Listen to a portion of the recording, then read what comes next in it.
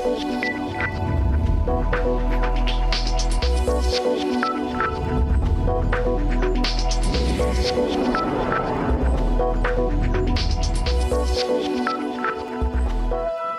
मेहनत के या पसीना बहाए किसी को भी सफलता नहीं मिलती। सफलता उसी को मिलती है जो अपने लक्ष्य को पाने के लिए दिन रात कड़ी मेहनत करता है और कभी भी हार नहीं मानता। ये उस व्यक्ति पर निर्भर है कि वो अपने कार्य को सफल बनाने में किस हद तक अपनी शक्ति को लगा रहा है और मेहनत कर रहा है। जो लोग आसान तरीके और रास्तों को चुनते हैं या अपने लक्ष्य को प्राप्त करने के लिए शॉर्टकट अपनाते हैं, वो अपनी सफलता के रास्ते को और भी कठिन बनाते चले जाते हैं। सफलता कोई शॉर्टकट नहीं बल्कि एक सीढ़ी है जिसे एक एक करके धीरे धीरे ज्ञान के साथ पाया जाता है, क्योंकि शॉर्टकट से पाई गई सफलता कुछ ही दिनों तक टिक पाती है। स्वागत है आप सभी का, मैं हूं प्रीति सिंह। शुरुआत करेंगे इस हफ्ते की सुर्खियों के साथ। इजराइल में फिर होंगे चुनाव। बेंजामिन नेतन्याहू को गठबंधन सरकार बनाने में नहीं मिली कामयाबी। इजराइल के इतिहास में पहली बार कोई नामित प्रधानमंत्री सरकार गठन करने में रहा नाकाम।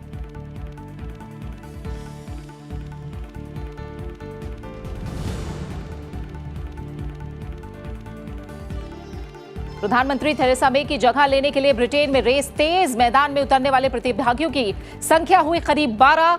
सत्तारूढ़ कंजर्वेटिव पार्टी के नए नेता के चुनाव के लिए पूर्व विदेश मंत्री और ब्रेक्जिट समर्थक बोरिस जॉनसन का नाम सबसे आगे।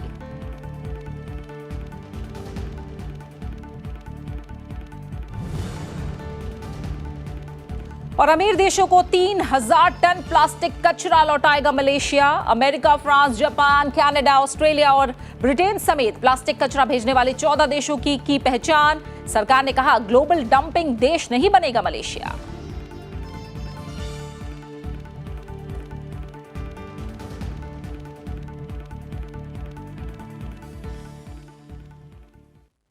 इजराइल के प्रधानमंत्री बेंजामिन नेतन्याहू चुनाव के बाद गठबंधन सरकार बनाने में सफल नहीं हो पाए। एक सैन्य विधेयक को लेकर वो गतिरोध तोड़ने को लेकर नाकाम रहे। इसके बाद सांसदों ने संसद को भंग करने का फैसला कर लिया। अब 17 सितंबर को एक बार फिर चुनाव होंगे। इजराइल के इतिहास में ऐसा पहली बार हुआ है जब किसी प्रधानमंत्री को गठबंधन ना बना पाने के कारण सत्ता से हाथ धोना पड़ा हो। नेतन्याहू पर धोखाधड़ी और रिश्वत के आरोप भी हैं, लेकिन वो अब की बार चुनाव में अपनी बड़ी जीत का दावा कर रहे हैं।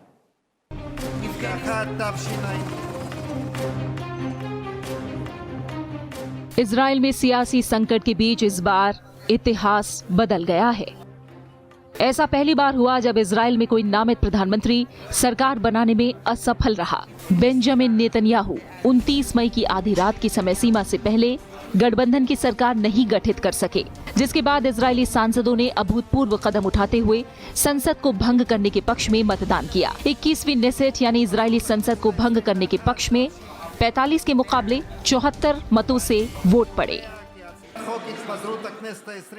21वें नेसेट को भंग करने का बिल 74 पक्ष में और 45 विरोध में। मैं निर्धारित करता हूं कि बिल को मंजूरी दी जाती है। इस साल अप्रैल में ही इजराइल में चुनाव हुए थे जिसमें किसी को बहुमत नहीं मिला था। नेतन्याहू ने इन चुनाव में रिकॉर्ड 5वीं बार जीत हासिल की थी।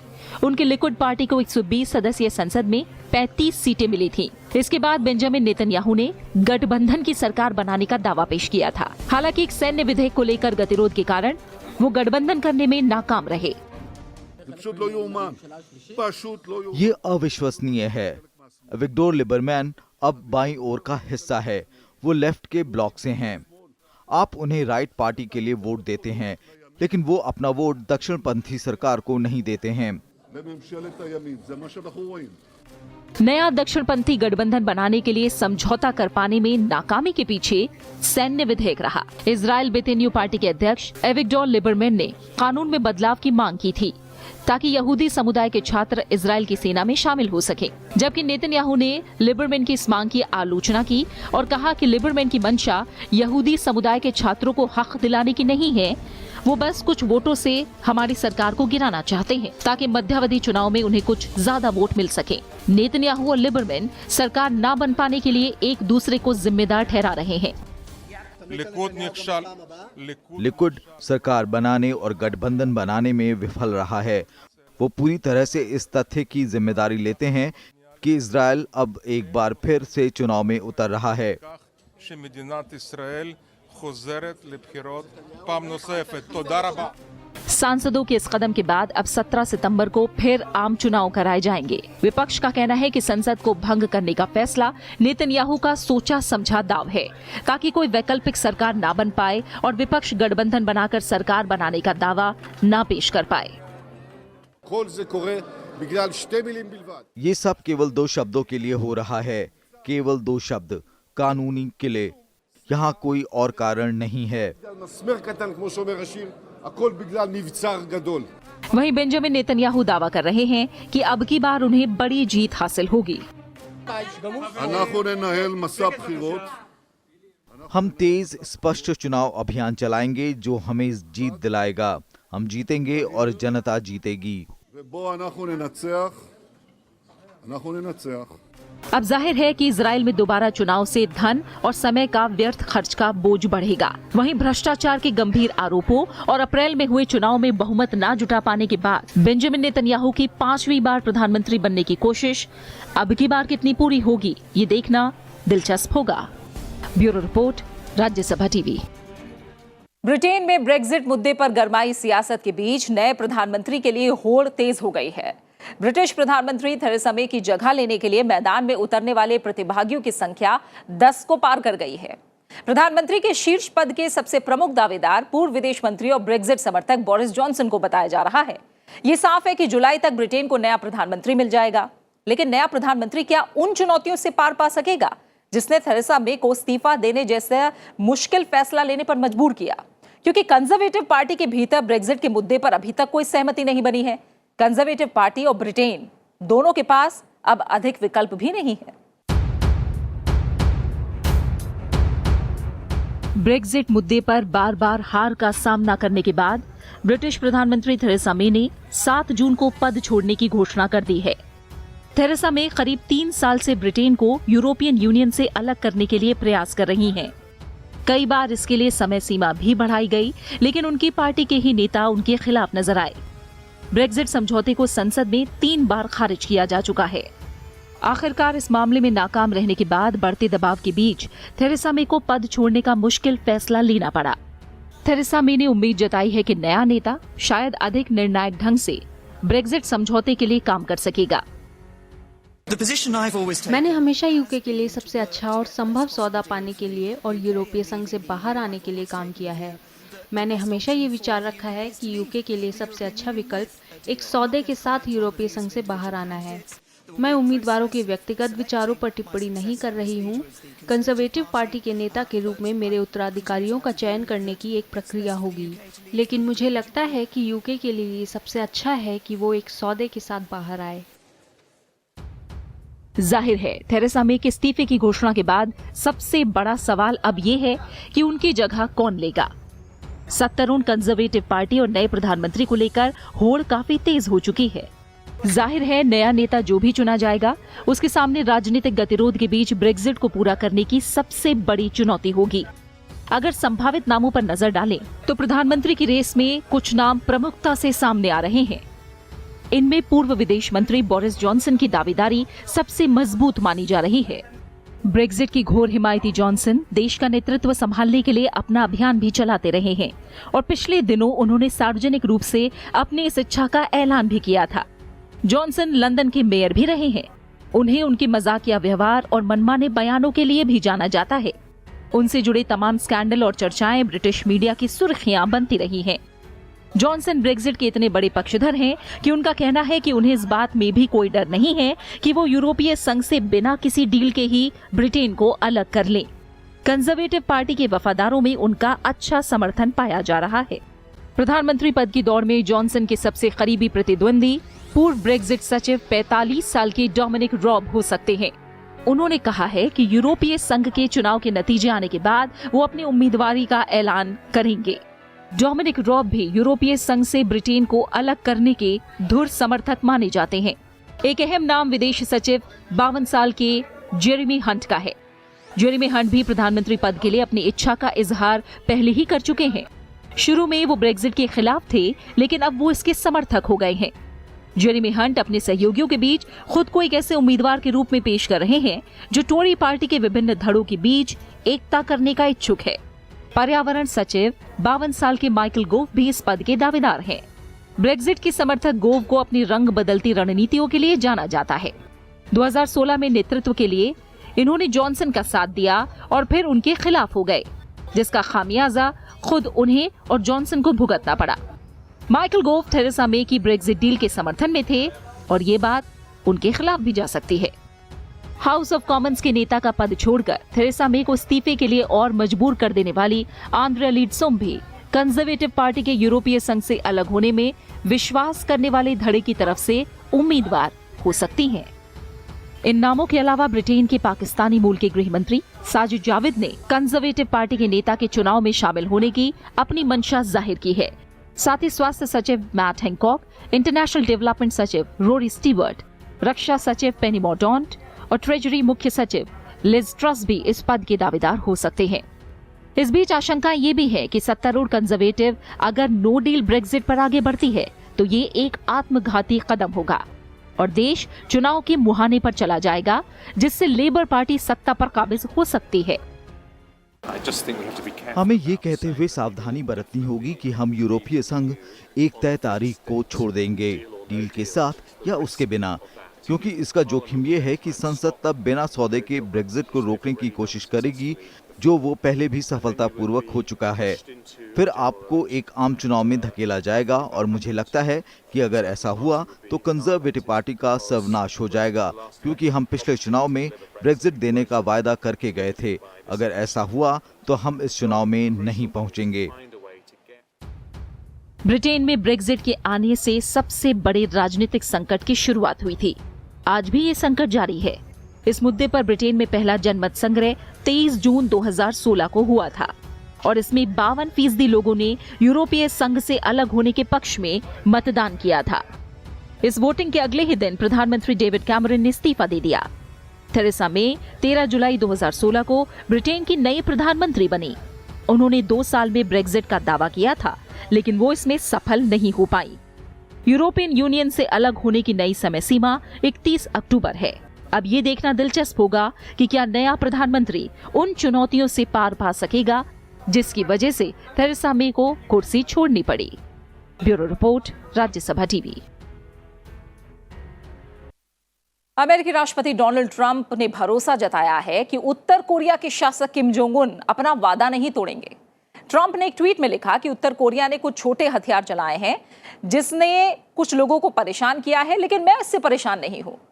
भले ही ट्रंप ने इस पर गंभीर प्रतिक्रिया ना दी हो, लेकिन उत्तर कोरिया के ताजा मिसाइल परीक्षण के बाद दक्षिण कोरिया से उसके संबंधों में तनाव आ गया है और अमेरिका उत्तर कोरिया वार्ता पर कई सवाल भी खड़े हो गए हैं। इस बीच अमेरिकी राष्ट्रपति डोनाल्ड ट्रंप ने जापान के साथ अमेरिका के संबंधों को मजबूत करने और उत्तर कोरिया से बढ़ते खतरों पर चर्चा के लिए 4 दिन का जापान दौरा भी किया।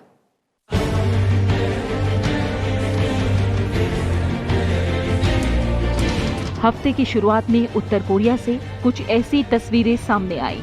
मिसाइलें दागी जा रही थी, जिसे देखकर उत्तर कोरिया के शासक किम जोंग उन के चेहरे पर खुशी थी। इन तस्वीरों से साफ था कि उत्तर कोरिया अपने मिसाइल कार्यक्रम पर काम जारी रखे हुए है। लेकिन इससे भी ज्यादा चौंकाने वाली बात ये थी कि अमेरिकी राष्ट्रपति डोनाल्ड ट्रंप ने इस घटना पर कोई खास तवज्जो नहीं दी। उनका विश्वास है कि किम अपना वादा निभाएंगे।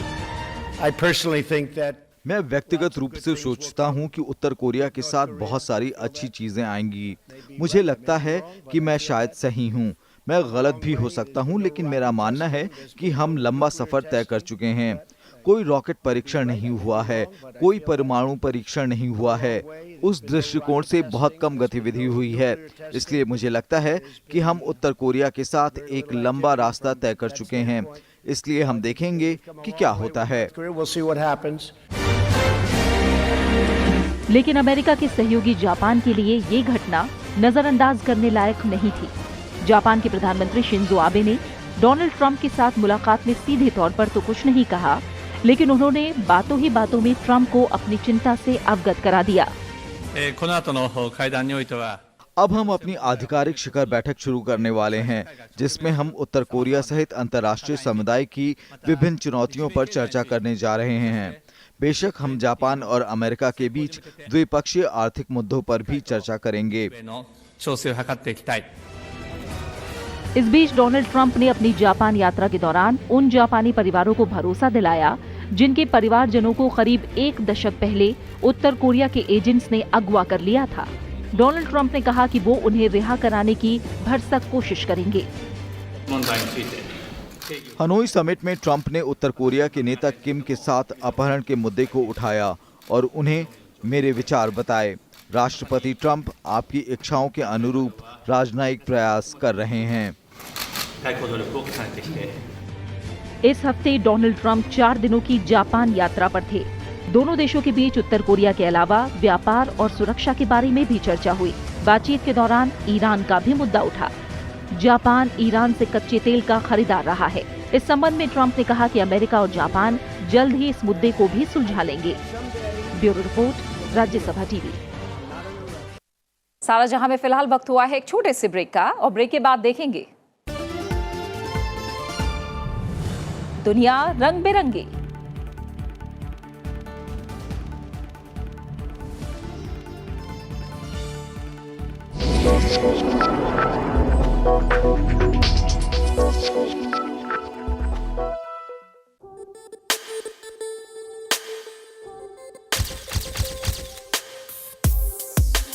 प्रेमचंद जी की तस्वीर तलाश के देखिए कभी आप, तो ऐसा तो था नहीं कि साहब उस समय तस्वीरें हिंदुस्तान में नहीं खींच रही थी, लेकिन नहीं है तस्वीरें। आपको गिनी चुनी 2-3 तस्वीरें दिख जाएंगी।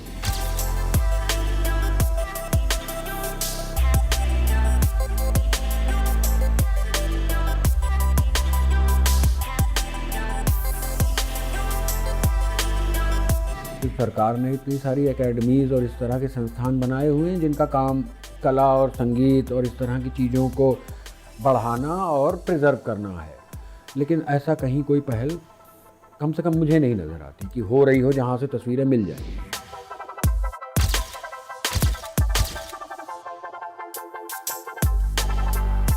नमस्कार, मैं हूँ भरत तिवारी। मुझसे मिलिए प्रोग्राम गुफ्तगू में, सिर्फ राज्यसभा टीवी पर।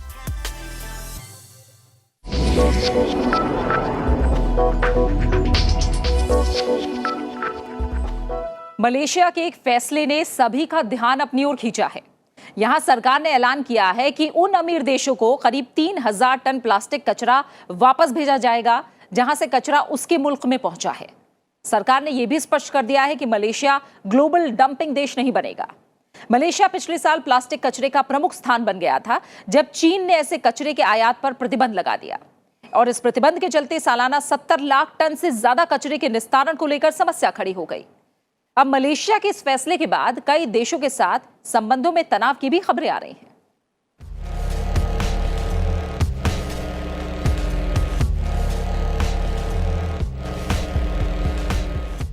मलेशिया ने दुनिया के कचरे के लिए डंपिंग ग्राउंड बनाने से इनकार कर दिया है। मलेशिया की सरकार ने ऐलान किया है कि वो उन अमीर देशों को करीब 3000 टन प्लास्टिक कचरा वापस भेजेगा जहां से ये कचरा उनके देश में पहुंचा है। मलेशिया में ऑस्ट्रेलिया, बांग्लादेश, कनाडा, चीन, जापान और सऊदी अरब जैसे देशों से 450 टन प्लास्टिक वेस्ट 10 कंटेनर में भरकर आने वाले थे, लेकिन अब इन्हें वापस उनके देश भेजा जाएगा। दरअसल विकसित देश आमतौर पर अपना प्लास्टिक वेस्ट रिसाइकिल करने की बजाय विकासशील देशों में भेज देते हैं। We are compiling the list of the so-called recycling companies. हम विकसित देशों की तथाकथित रिसाइकलिंग कंपनियों की लिस्ट तैयार कर रहे हैं और हम इन कंपनियों के नामों की सूची उनकी सरकार को भेजेंगे ताकि उनके खिलाफ उनके देश में जांच और कार्रवाई हो सके। An investigation for these companies in their respective countries. ये पहली बार नहीं है जब मलेशिया ने इस तरह का निर्णय लिया है। पिछले महीने मलेशिया ने स्पेन के कचरे के 5 कंटेनर वापस किए थे। पिछले साल अप्रैल में मलेशिया ने अवैध प्लास्टिक कचरे की आयात की बढ़ती समस्या पर नकेल कसने के लिए एक संयुक्त टास्क फोर्स शुरू किया था। दरअसल चीन ने पिछले साल कचरे के आयात पर प्रतिबंध लगा दिया था। इसके बाद से मलेशिया प्लास्टिक कचरे को डंप करने का प्रमुख स्थान बन गया था। इसे लेकर मलेशिया में दर्जनों रिसाइकलिंग फैक्ट्रियां खुल गई, जिनमें से कई बगैर लाइसेंस के चल रही हैं। मलेशिया के लोग इन फैक्ट्रियों से पर्यावरण को नुकसान की शिकायत भी कर चुके हैं। Malaysians, किसी भी अन्य विकासशील देशों की तरह मलेशियाई लोगों को भी स्वच्छ वायु, स्वच्छ जल, स्थायी संसाधनों और स्वच्छ पर्यावरण का अधिकार है, जैसे कि विकसित राष्ट्रों के नागरिकों को अधिकार हैं। developed nation. प्लास्टिक कचरे को लेकर फिलीपींस में भी तनाव जारी है। मलेशिया के अलावा फिलीपींस में भी प्लास्टिक कचरे को लेकर पिछले 6 साल से गतिरोध जारी है। दरअसल घरेलू कचरे से भरा एक कंटेनर शिपिंग के बाद गलती से फिलीपींस के बंदरगाह पहुंच गया। जिस कंपनी ने इस कचरे को भेजा था, उसने अपना काम बंद कर दिया है। अब दोनों देश इस कचरे को लेकर तय नहीं कर पा रहे हैं कि इसे कैसे और किसे वापस भेजा जाए। वहीं कनाडा ने भी अपने तय समय सीमा के भीतर कचरे को वापस नहीं लिया, जिसे लेकर फिलीपींस ने कनाडा से अपने राजदूत को वापस बुला लिया। That order of the recall is to persuade them to make it fast. Recall का ये आदेश कनाडा को इस बात के लिए राजी करना है कि वो कचरे का समाधान जल्द से जल्द करें। जितना ज्यादा वो देर करेंगे, उतने ही अधिक अधिकारियों को हम वापस बुला लेंगे। To bring the garbage back to their shores is disruptive. That's what the word I use. Disruptive of our diplomatic relations. Yun ang nangyayari. दुनिया भर में प्लास्टिक का उपयोग काफी तेजी से फैल रहा है और दुनिया के देश इस बात को लेकर परेशान हो रहे हैं कि प्लास्टिक के कचरे से कैसे निपटा जाए। इसे लेकर पिछले साल मलेशिया समेत 187 देशों ने बेसल कन्वेंशन पर समझौता किया था। Bureau report, Rajya Sabha TV. और आइए अब एक नजर डालते हैं दुनिया भर की कुछ और बड़ी हलचलों पर। देखते हैं दुनिया एक नजर। ड्रग्स माफियों का जेल के अंदर फैलता जाल ब्राजील में कहर बनकर टूटा। मानव शहर के 4 जेलों के कैदियों की आपस में हुई मुठभेड़ में करीब 40 को जान से हाथ धोना पड़ा। प्रशासन के मुताबिक इन जेलों में ड्रग्स माफियों का एक तरह से नियंत्रण रहता है। इस बार की वारदात 2 परस्पर विरोधी गैंग्स के बीच दुश्मनी का नतीजा थी। ब्राजील के इस इलाके में ऐसी वारदातें होती आई हैं। जनवरी 2017 में ऐसी ही एक घटना में करीब 150 कैदियों की मौत हुई थी। वेनेजुएला के आर्थिक संकट ने वहां की संस्कृति पर भी असर डालना शुरू कर दिया है। इसका उदाहरण मिलता है वहां के ग्रामीण इलाकों की काव्याज संस्कृति पर। पहले समुदाय के लोगों का काम था गाने गाना, गायों का दूध निकालना, घोड़ों पर चढ़कर गाय चराना और यहाँ तक कि खच्चरों की प्रजाति पैदा करना। लेकिन आर्थिक संकट ने इस समुदाय से उनकी जीविका छीन ली है। अब उनके पास पशुधन नहीं, जो खेती करते थे उनके पास फसल उगाने के लिए खाद भी नहीं है। कुल मिलाकर उन्हें डर है कि कहीं उन्हें अपने सदियों पुराने काम को न छोड़ना पड़े। मल्टीनेशनल कंपनी अमेज़न के मालिक जेफ बेजोफ की तलाकशुदा पत्नी मैकेंजी बेजोफ ने ऐलान किया है कि वो अपनी आधी संपत्ति दान में दे देंगी। अभी हाल ही में हुए तलाक के बाद मैकेंजी के खाते में करीब $37 बिलियन की संपत्ति आई थी। दान देने का वायदा करते वक्त मैकेंजी ने कहा कि मैंने ये फैसला बहुत सोच विचार कर लिया है। मैं समाज सेवा के लिए समय भी निकालूंगी। मंगलवार को सीरिया के उत्तर पश्चिम इलाके में सीरियाई और रूसी सेना के हमले में 7 लोगों की मौत हो गई। सीरियाई हमलों में खासकर इदलिब प्रांत और हामा के कुछ इलाकों को निशाना बनाया गया। इससे करीब 2.5 लाख लोग प्रभावित हुए हैं। सीरिया के इस भाग में ऐसे हमले कुछ समय से जारी हैं। 28 अप्रैल से लेकर अब तक इस इलाके में 229 लोग मारे जा चुके हैं और 700 से ज्यादा लोग घायल हुए हैं। बीते हफ्ते अमेरिका के ओहायो प्रांत में टॉर्नेडो ने भारी तबाही मचाई। जो भी इस चक्रवाती बवंडर के रास्ते में आया नेस्त नाबूद हो गया। इससे कैंसस, इलिनॉइस, ओक्लाहोमा और मिसूरी बुरी तरह प्रभावित हुए। यहाँ करीब 5 लोगों को जान से हाथ धोना पड़ा, जबकि हजारों घरों को नुकसान पहुंचा। इस तूफान के साथ हुई बारिश से कई इलाकों में बाढ़ की स्थिति भी पैदा हो गई। अब लोग अपना घर फिर से बनाने की कोशिश में जुटे हैं। और अब वो खबरें जो दिलो दिमाग को कुछ सुकून पहुंचाएं, आइए देखते हैं दुनिया रंग बिरंगी।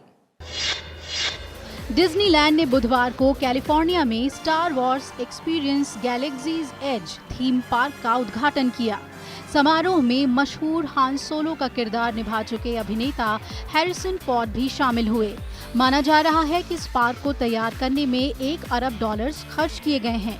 यहाँ लोगों को बाटू नाम के गृह पर घूमने का मौका मिलेगा, जिसका जिक्र स्टार वॉर्स में तो हुआ है, लेकिन इसे कभी पर्दे पर दर्शाया नहीं गया। 1 जून से खुले इस पार्क को लेकर दीवानगी इतनी है कि 3 हफ्तों की टिकटें 2 घंटों में ही बुक हो गईं। दक्षिण अफ्रीका में एक छोटे से देश इस्वातिनी में सालाना बुशफायर म्यूजिक फेस्टिवल बड़े जोर शोर से मनाया गया। इस साल संगीत प्रेमियों को मोहने 25 राष्ट्रों के कलाकार साथ आए। इसे देखने दुनिया भर से 30,000 लोग शामिल हुए। इस बार ये त्योहार प्रदूषण और अपराध मुक्त रहा है और अब तक 13 बार आयोजित किया जा चुका है। ब्रिटेन का पहला 5G नेटवर्क का आगमन हो चुका है। मोबाइल फोन कैरियर EE ने इसके लॉन्च के लिए शानदार म्यूजिक कॉन्सर्ट का आयोजन किया। लंदन की थेम्स नदी के किनारे हुए इस कॉन्सर्ट में मशहूर कलाकार स्टॉर्मजी ने अपनी यादगार परफॉर्मेंस दी, जिसे दर्शकों ने खूब पसंद किया। इस कॉन्सर्ट को हजारों दर्शकों ने लाइव स्ट्रीम भी किया। क्वीन एलिजाबेथ द्वितीय ने इतिहास रच दिया है। 66 साल से लगातार वो ब्रिटेन की महारानी रही हैं। ब्रिटेन की 63वीं सम्राट क्वीन एलिजाबेथ को 2 जून 1953 को ताज पहनाया गया था, जब वो सिर्फ 27 वर्ष की थी। उनके राज्याभिषेक में दुनिया के बड़े बड़े नेता शामिल हुए थे और इस समारोह को दुनिया भर में टीवी और रेडियो के जरिए प्रसारित किया गया था। 92 साल की महारानी अपनी जिम्मेदारी बखूबी निभाती आई हैं। पिछले साल 19 मई को प्रिंस हैरी और मेगन मार्कल की शादी में नजर आई थी, जहां विंडसर महल के बाहर उनका खुशी से स्वागत किया गया था।